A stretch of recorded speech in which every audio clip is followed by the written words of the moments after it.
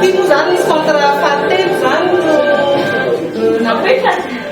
nanomboka anaovany compassion électrogène tamin'ny 2013 dia raha ny vinavisation ny tanjona dia ny superaovao daholo amin'ny tombo-pahasalamana miisa 7 eran'ny Madagasikara dia zay vita dia tsy maninona fa mihitsika mahatratra ny tanjona raha manao zato isa-taona dia misy 5 taona eo tsika miara-manao azy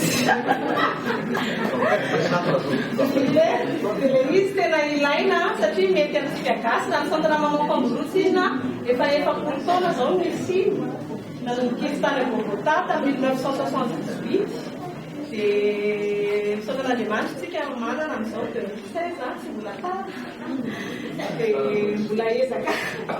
mbola ezaka be izay dia raha tsika mifampifantana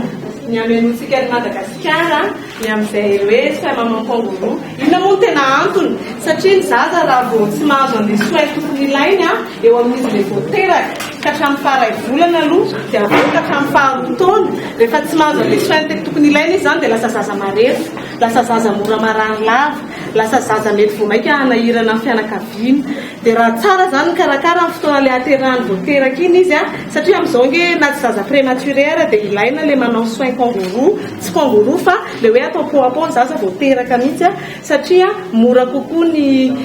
iainany an'ilay environnement vaovao ilay miala vao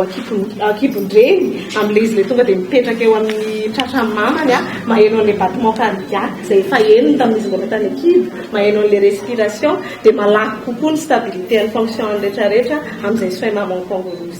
zay zany tena mazava-dehibe an'ilay soin maman Kangoroa dia irariana hohainy rehetra dia ny tena miasa mafy zany dia mipiasa ny fahasalamana satria zareo no ampita an'ilay fahaizana an'ilay fikarakarana ny zaza an'ilay Kangoroa satria tsy mora zany manipule zaza raiky lao zaza 700 grama zaza raiky lao sy 200 satria mikoatrany daholo ilay zaza dia ilay fampianaran'ny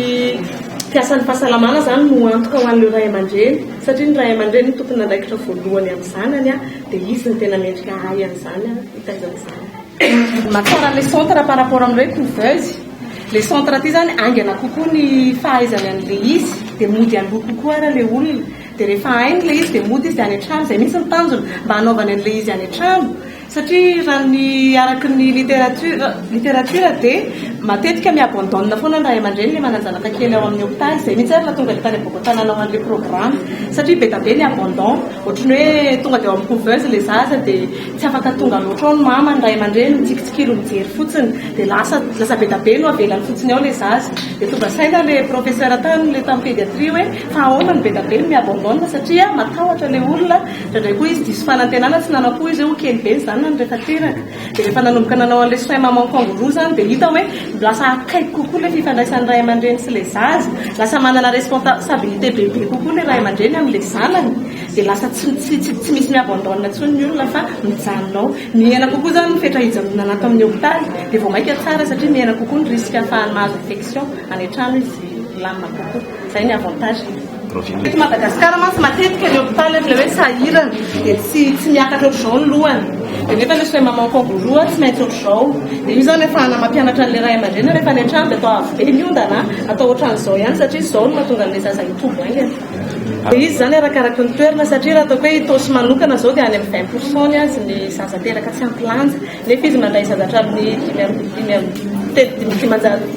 5 sy 3 hatramin'ny 700 isam-bolana zaza teraka ao dia 20% amin'izay préma daholo dia ny hôpitaly ity koa zao mandray any amin'ny 20 na 30 na préma isam-bolana dia ilay toerana zany samy hafa fa raha ny taux-an'ny ministère manokana dia hoe raha ny eran'ny Madagasikara dia eo amin'ny 10 à 14% eo ny taux de prématuré